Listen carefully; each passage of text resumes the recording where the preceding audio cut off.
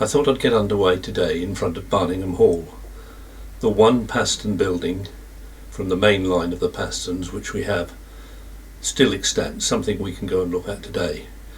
This particular image is from a magic lantern slide from my great-grandfather's collection. The Victorians were as interested as we are to look back into the past, but the best they could do from the 1850s onwards was using photography and using magic lantern slides. It's really nice to have this one we can look at and enjoy today. While preparing this talk, one or two other ideas came back to me from Victorian magic lantern slides, but I thought about this pair of slides, which is of a fountain. Now it's 3 layers of glass, and it enabled the Victorian presenters to show images in movement, and of course that's something we like to do today as well. You'll see why I thought of fountains later in the talk. Is it pushing the thought too far to talk about 3 layers of glass being like 3 layers in a computer Photoshop program? Now 3D technology can bring us a whole new way of picturing the past, and we're all familiar with the way it's around us now in films and in television. It's been a unique opportunity for us within this project to be able to create these 3D images, and we'll try and explain here how some of this has been done. Searching for the homes of the Paston family of the 14th to the 17th century has provided some challenges, but we now have visualisations of 3 of the properties, and also of Bromholme Priory at Bacton, with which the Pastons were very much associated.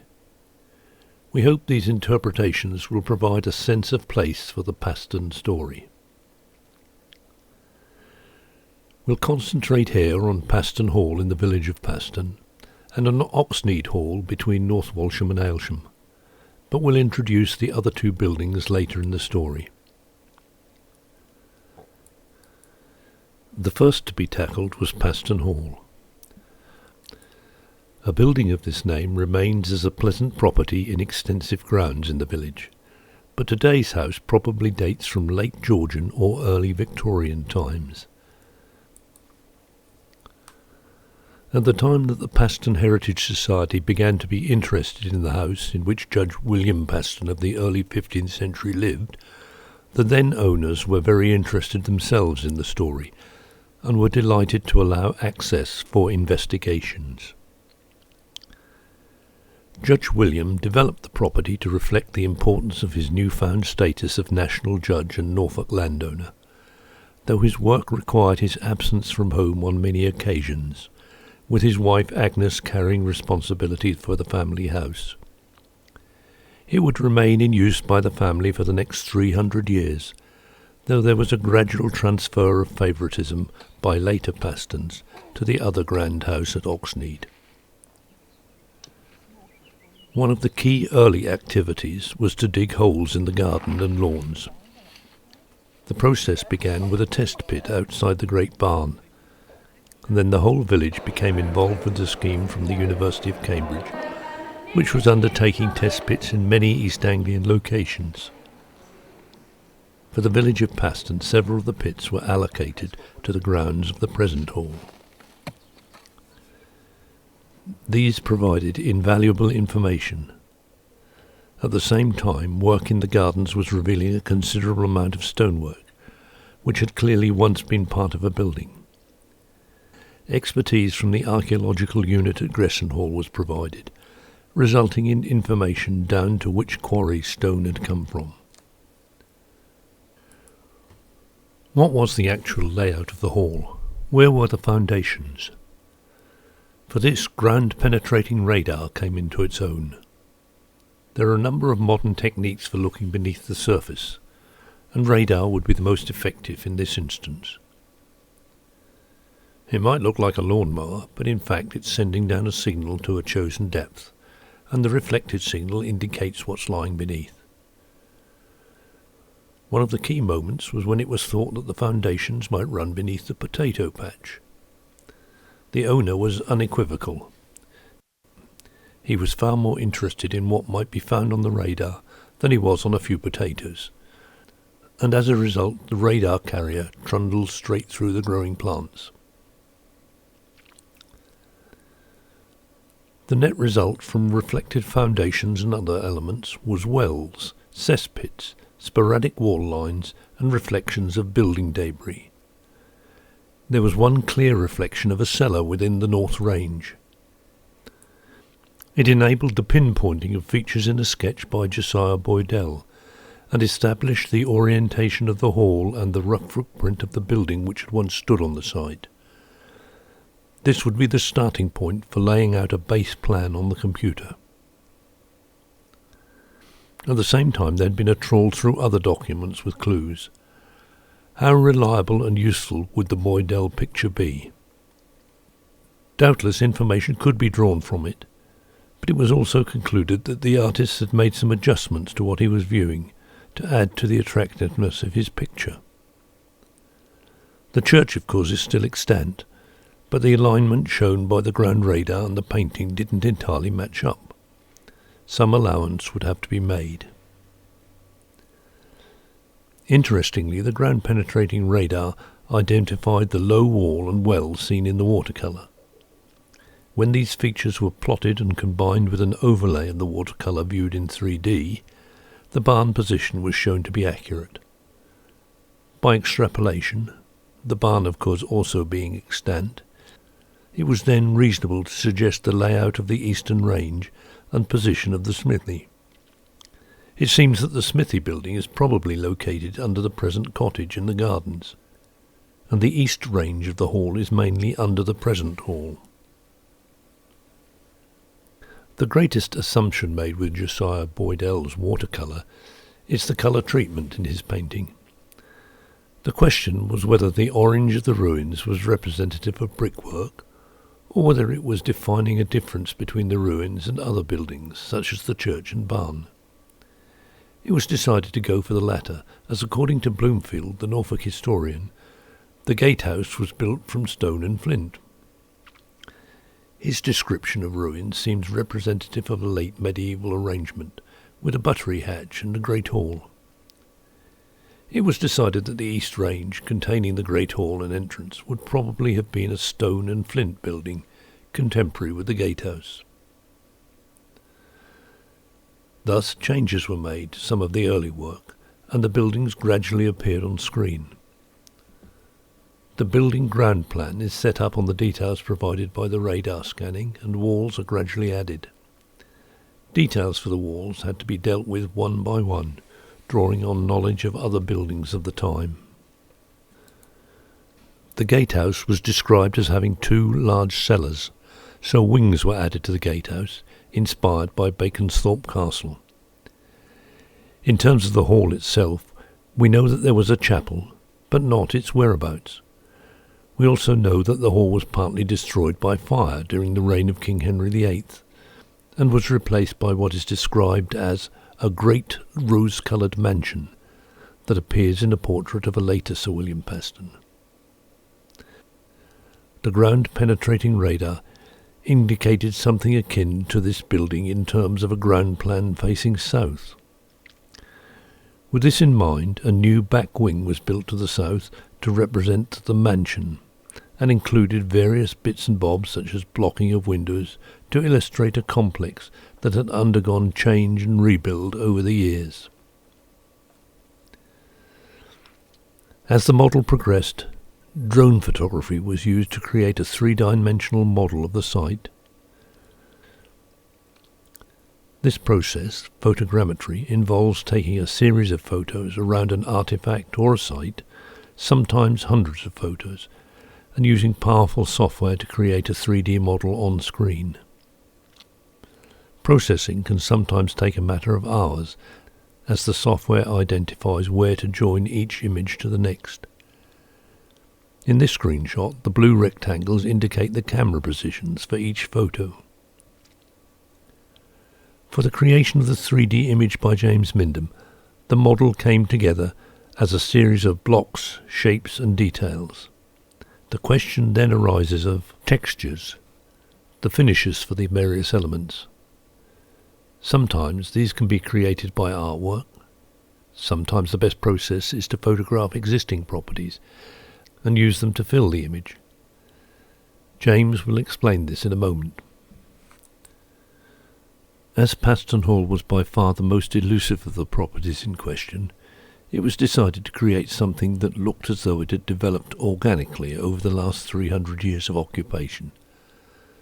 Thus, a variety of building styles and materials were used. At this point, the procedure moves beyond my areas of expertise, so I'm handing over to James. He uses one of the major 3D modelling packages and also Photoshop, which you'll probably be aware of as the leading painting package in computer graphics.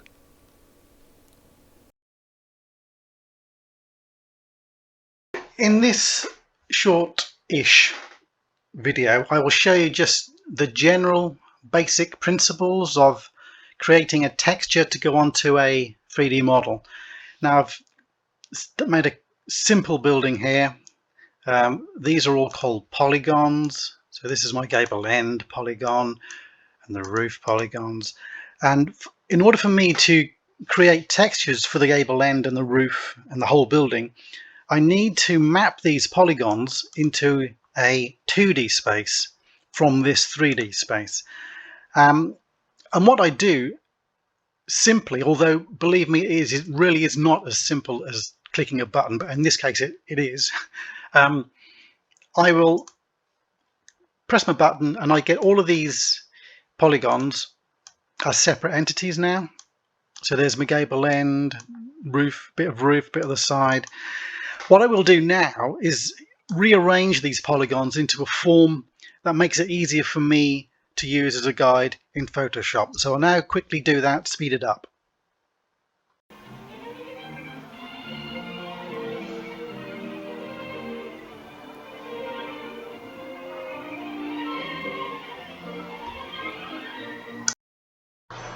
Okay, so what I've done is just rearranged some of these polygons. So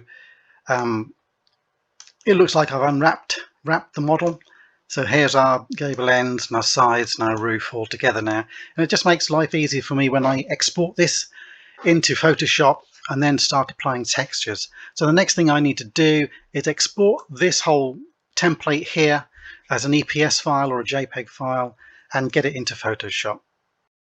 So here we are in Photoshop. We've imported our texture map to use as a guide. And I know that anything I do, for example, within this area here will appear on the gable end and that gable end and the sides and stuff. So what I can do is just create a door. Here's a window, another door on the other end of the gable. I'll just quickly add in some more quick-fire details and I'll export it back into the modeling program.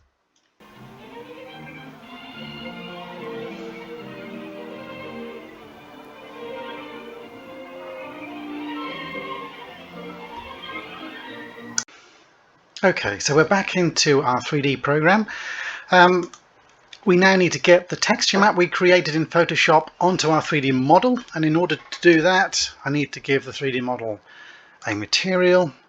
I then need to load our texture map and bosh, there it goes. Now that's a fairly straightforward process. In reality it is far from straightforward, and I'll go on to show you some slides which illustrate how we can use a combination of modeling detail and really good texturing to make something a little bit more convincing. Okay, so this is a polygon, untextured polygon of the west end of the Abbey at Bromholm with nothing applied to it. I've then taken that polygon using the same method as before into Photoshop, and here we have an applied texture. That wasn't a 5-minute job, by the way. So I've applied that texture now onto that polygon, and it's obviously just flat. There's no detail in there whatsoever, no modeling detail anyway. But I use this image projected onto the polygon to create modeling detail. And after a lot of time and effort, you eventually come to a point where that single polygon has been transformed into this, which is obviously a much more detailed model, but it used the texture map as a guide really to create those modeling details. So now when we reapply our original texture map with a few modifications, because now we've got extra polygons because the whole thing's got depth, you can see that there's a good result there. And it's always a case of getting a balance between a good texture and enough modeling detail to make something look convincing. Now we can take this a step further by introducing more specific texture maps which control things like the relief of a model, i.e. how bumpy it is, how specular or reflective the windows are, for example, and these maps add a little bit more detail to the overall effect. So just as an example of another texture map we can use, amongst many others, is a bump map, and really this indicates, or rather tells, the lighting when the model is lit, which areas are high, which protrude out from the model, and which areas are sunken. And it just really gives a lot of texture, a lot of depth, and a little bit more reality to what it is we're trying to achieve. And as I said, there are other maps we can apply to this, but I won't go into them right now. So this is our final render. As you can see, there's a little bit of weathering, a little bit of greenness. The windows are slightly specular and reflective, and we've got some height detail with our bump map. And of course, when you're applying those techniques across something like Bromholm, for example, there are many buildings, many polygons, and it is quite a time-consuming process, but it's worthwhile in the end.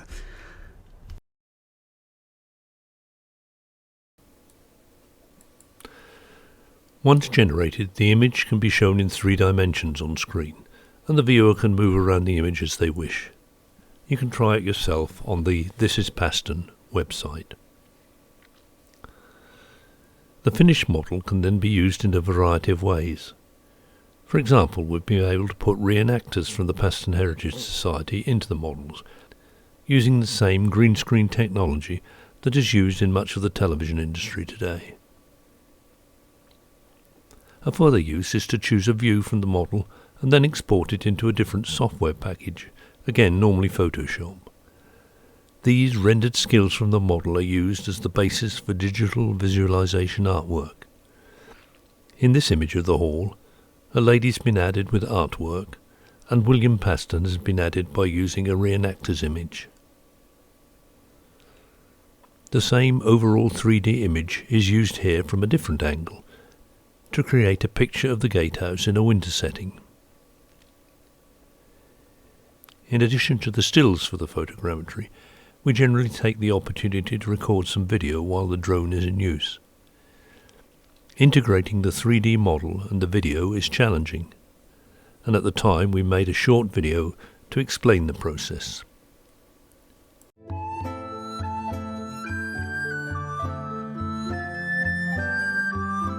The Paston family and their rise from peasants to influential Norfolk gentry in the Middle Ages is of tremendous historical interest. We know most about them through their correspondence and journals, referred to collectively as the Paston Letters, though little remains today of the houses where they lived. Now, state-of-the-art technology is being employed to offer a view of their life and times as never seen before. The Paston Letters are the record of a medieval family, not the general history of kings and queens and the great sweep of history like that. They are the record, the intimate record of a family talking to each other in terms of business, in terms of agriculture, in terms of the dramatic events that were happening around them during the Wars of the Roses. Now, a certain amount of hardware, if you like, houses and so on, still exist related to the Pastons, but not their main buildings. We're having to recreate those buildings as 3D models as part of the story. One of the first tasks was to make a detailed aerial survey of the Paston Hall site. The team approached CHPV Media, who are experienced drone operators. CHPV were beta testing some new software by Hammer Missions, and this was an ideal opportunity to put their new system through its paces. We sit down and work out the best angle, i.e. in this case we started from the church. We thought that'd be a nice point to start from, and then fly around at a certain level. And as the drone flies around, the camera needs to turn to give the optimum image. Normally we'd do that with two persons, a cameraman operating the camera and a pilot, but with Hammer we can program that, preset the height, and then it simulates taking off and flying the actual mission. And then once we're happy we can do the simulation, we'll then upload it to the drone and off we go, ready to do the real thing. When we get to Paston, the first thing we do, obviously normal checks you would do with the drone, make sure they're traffic control and the normal things that we have to do anyway. It then takes off and flies the mission. Once the mission is complete, it returns back home. But the whole time, you have this strange feeling where this thing is flying itself. You've got the control and you instantly can take over control, switch off the system and take over and land it or move it out of the way if need be. But it's strange as a pilot to see this thing doing it automated, and it is very, very accurate. Keeping a close watch on progress of the drone filming is 3D expert James Mindham. He has been building a computer model of the original Paston Hall. The house you see today on the site is comparatively modern. The original Paston Hall is long gone. James's problem now is to replace the modern buildings in the flypast with those from the Tudor period. What we're trying to do here is to take the computer model of Paston Hall using modern day footage, combine them both just to show people where it was, what it looked like in the old days, all in a modern day context. So we get the drone footage and import it into this piece of software which looks at every single frame and picks out specific points, things like chimney pots and pieces of lawn and whatever it can find to track.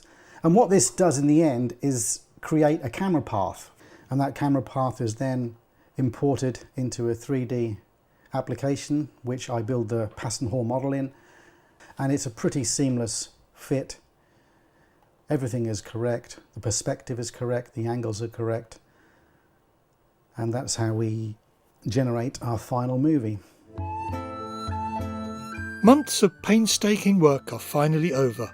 We can now look down on the estate from a viewpoint the Pastons themselves would never have imagined. What you are seeing is the result of months and months of work. There's very little to go on with Paston Hall. You get these occasional pinpricks of light in the darkness as far as sources are concerned, but mostly it really is a case of imagination. The outcome is a virtual world where anybody will be able to go and visit Paston Hall, if seen about here, Bromholm Priory, Oxnate Hall, and other sites that are of interest and date from the time of the Pastons. And this will interlink with all sorts of other material about the letters themselves and a chance to research them. It will all be available on the internet around the world as part of this Heritage Pottery funded project.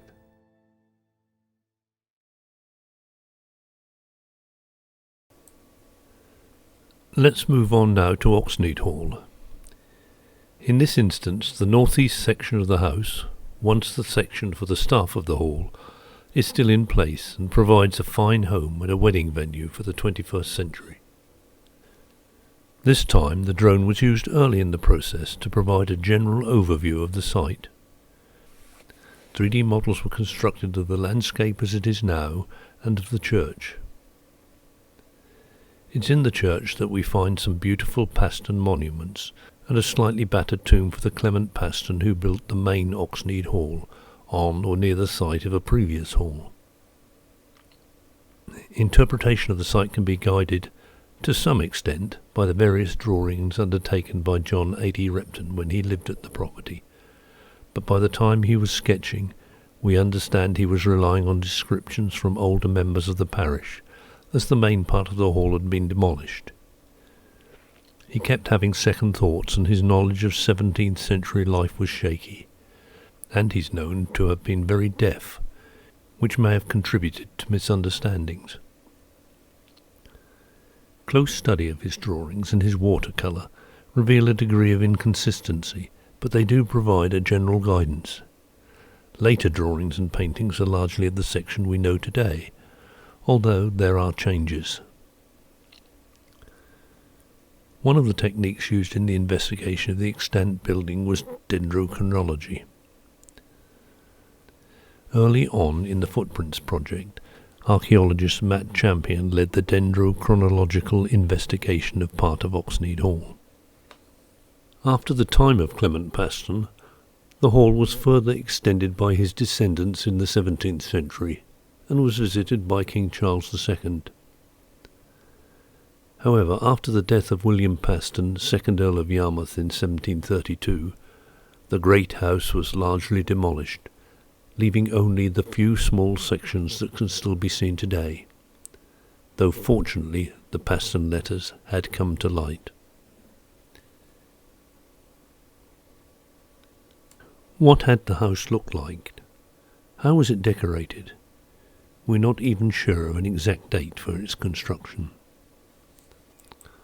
As part of trying to solve this last problem, we commissioned the survey of the North Range, where we were certain that the roof timbers were all original and in good condition.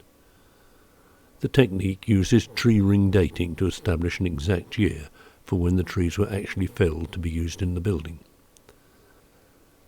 The results indicate that the roof timbers of the North Range date to the 1560s or early 1570s, and the roof structure was definitely therefore the work of Sir Clement Paston. The Dendrochronology has proved that the roof structure had been built by Sir Clement, but what about the bricks beneath them? When viewed from outside, it's clear that there is a very obvious building break in the brickwork that runs along the length of the entire North Range. The bricks in the upper section of the wall, upon which the Elizabethan roof sat, are very different from those in the lower section. If the roof and upper section of bricks belong to the 1560s or 1570s, then the brickwork beneath must be earlier. The question had to be just how much earlier. It was clear that we needed to investigate further. The project brought in the help of leading building archaeologists and a specialist from the University of Nottingham to examine the North Range. They concluded that the brickwork in the lower section of the range is unlike anything else still visible at Oxnead, and from the size and type of brick most probably dates to the early Tudor period rather than the later, and suggests a date between 1490 and 1530. It appears that the bottom half of the North Range isn't in fact part of Sir Clement Paston's building of Oxnead, but actually belongs to an earlier period. However, our investigations did tell us a very great deal about Clement Paston's great house.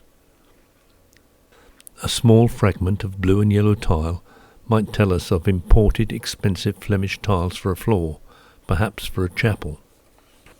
Moulded Tudor bricks tell us that Oxnead once boasted elaborate decorated chimneys, like those still seen today at houses like Oxnate Hall.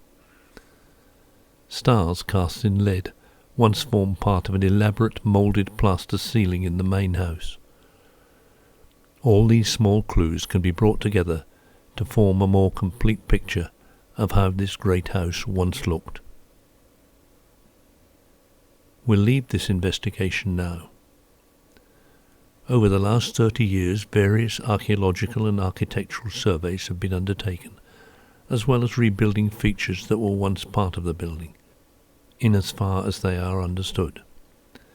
Such events would reveal by chance evidence from past times, for instance there being little doubt that this feature was the base for the fountain that we see in Repton's picture, and a fountain we can still see at Blickling Hall today. Many of the fixtures and fittings from Oxnead were sold off in the early 18th century, as attempts were made to clear the massive debts that the later Pastons had incurred. and the fountain and the Hercules statue at Blickling were among them. The exhibition, The Paston Treasure, Microcosm of the Known World, at Norwich Castle Museum in 2018, brought together as many of the objects or comparable objects as could be found to recall the richness of the hall's 16th and 17th century contents. Whether it was the smallest jewel or the stonework of the building, it was necessary for the Pastons and their executors to try and realise a value for it. The north side was of course the front of the building as you approached it from the road, designed to impress. A courtyard with Cerberus was the focal point. With the south side completed, it's the gardens on that side which form the challenge. The terraces down to the river, on which the adult Pastons strolled and generations of young Pastons played, remain beautiful today. In the event, Repton's drawings have not been regarded as particularly useful in respect of the gardens. Apart from the parterre garden, his layout is regarded as being helpful to his picture rather than an accurate statement. The contemporary inventories for the property and its contents are being taken as more reliable for the interpretation we are offering.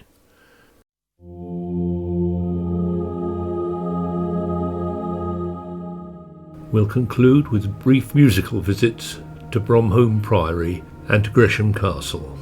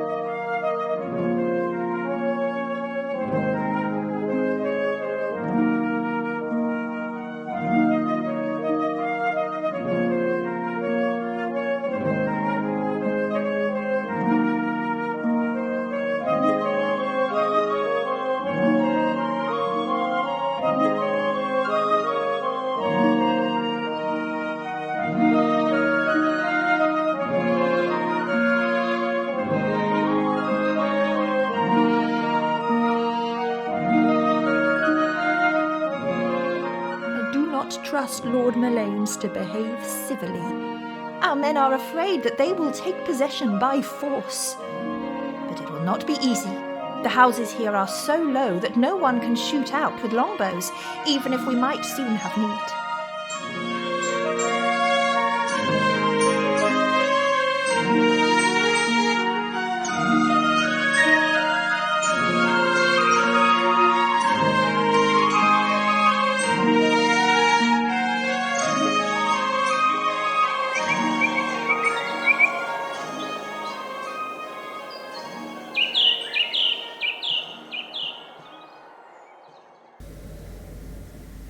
I must finish this presentation by pointing out that the greater part of the really tricky work has been done by James Mindham, our 3D graphics artist.